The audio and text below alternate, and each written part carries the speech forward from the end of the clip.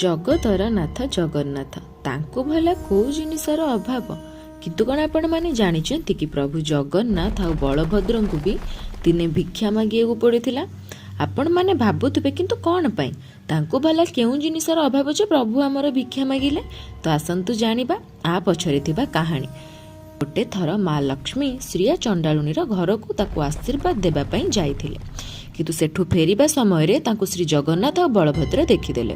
ଶ୍ରୀ ବଳଭଦ୍ରଙ୍କୁ ଏକଥା ବିଲକୁଲ ବି ଭଲ ଲାଗିଲାନି ଯେ ଲକ୍ଷ୍ମୀ ଦେବୀ କୋଉ ଚଣ୍ଡାଳୁଣୀର ଘରକୁ ଯାଇକି ଆସିଛନ୍ତି। ସେଥିପାଇଁ ସେ ଜଗନ୍ନାଥଙ୍କୁ ଡାକିକି ଆଦେଶ ଦେଲେ ଯେ ସେ ଲକ୍ଷ୍ମୀ ଦେବୀଙ୍କୁ ଯାଇ ମନ୍ଦିରରୁ ବାହାରି ଯିବାକୁ କୁହନ୍ତୁ।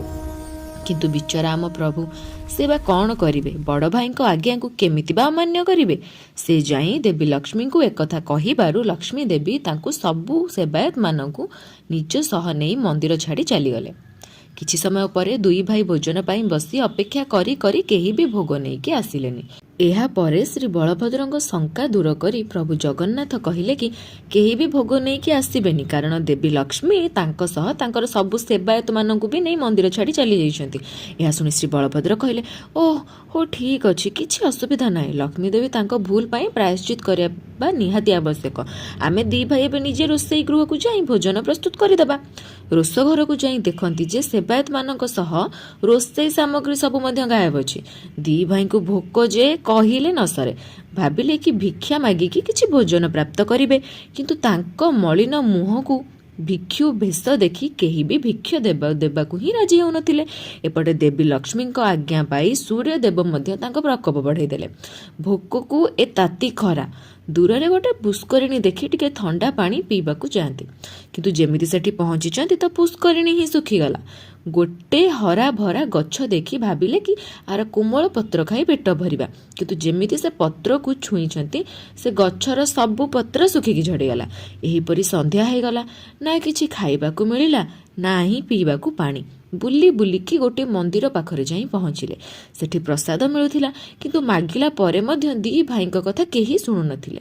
ବହୁତ ସମୟ ପରେ ଗୋଟେ ବୁଢ଼ୀ ମାଉସୀ ତାଙ୍କୁ ଦୁଇଟି ମାଟି ପାତ୍ରରେ କିଛି ମୁଢ଼ି ଖାଇବାକୁ ଦେଲେ। ଏହା ଦେଖି ଦୁଇ ଭାଇ ଅତ୍ୟନ୍ତ ଖୁସି ହେଇ ସେ ପାତ୍ରକୁ ଧରନ୍ତି ତ ବହୁତ ଜୋର ସେ ପବନ ଦେବାରୁ ସେ ପାତ୍ରରୁ ସବୁ ମୁଢ଼ି ଉଡ଼ିଗଲା। ଦୁଇ ଭାଇଙ୍କ ଅବସ୍ଥା ଟିକେ ଭାବିଲେ ଏବେ କ'ଣ ହେଉଥିବ।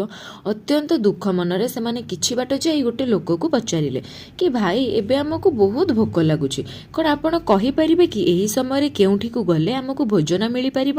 ଏହା ଶୁଣି ସେ ଲୋକଟି କହିଲା କି ଏଇ ପାଖରେ ଚାଣ୍ଡାଳ ସାହି ଅଛି, ସେଠି ଗୋଟେ ବହୁତ କରୁଣାମୟୀ ଦୟାଶାଳୀ ସ୍ତ୍ରୀ ରୁହନ୍ତି। ସେ କେବେ ବି କାହାକୁ ଖାଲି ହାତରେ ଫେରାନ୍ତିନି।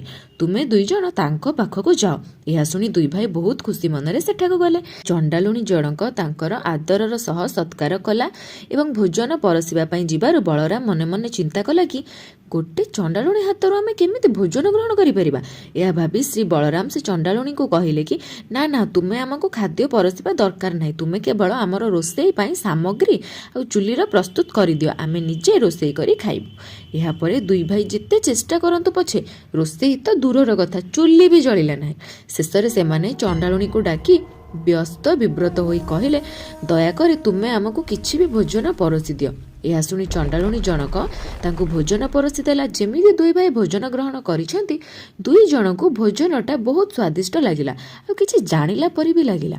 ଏହି ଭୋଜନ ବିଲକୁଲ ସେହିପରି ଥିଲା ଯେମିତି ଦେବୀ ଲକ୍ଷ୍ମୀ ତାଙ୍କୁ ପରସୁଥିଲେ, ଆଉ ଶେଷରେ ଠିକ୍ ସେଇ ମିଠା ଯୋଉ ମିଠାର ପ୍ରସ୍ତୁତି କେବଳ ଦେବୀ ଲକ୍ଷ୍ମୀ ହିଁ କରିପାରିବେ।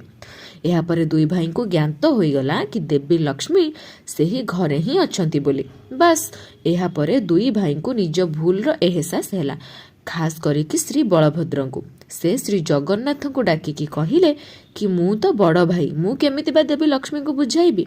ତୁ ଯା ଆଉ ବୁଝେଇ ବାଝେଇକି ଦେବୀ ଲକ୍ଷ୍ମୀଙ୍କୁ କ୍ଷମା ମାଗିକି ମନ୍ଦିରକୁ ନେଇଆ, ଆଉ କହିବୁ କି ମୁଁ ବି କହିଛି ଏହାପରେ ଦେବୀ ଲକ୍ଷ୍ମୀଙ୍କର ଯୁଆଡ଼େ ଇଚ୍ଛା ସେ ଯିବେ, ତାଙ୍କୁ ତାଙ୍କ ଭକ୍ତଙ୍କ ପାଖକୁ ଯିବାରେ କେହି ବି ଅଟକେଇବେନି।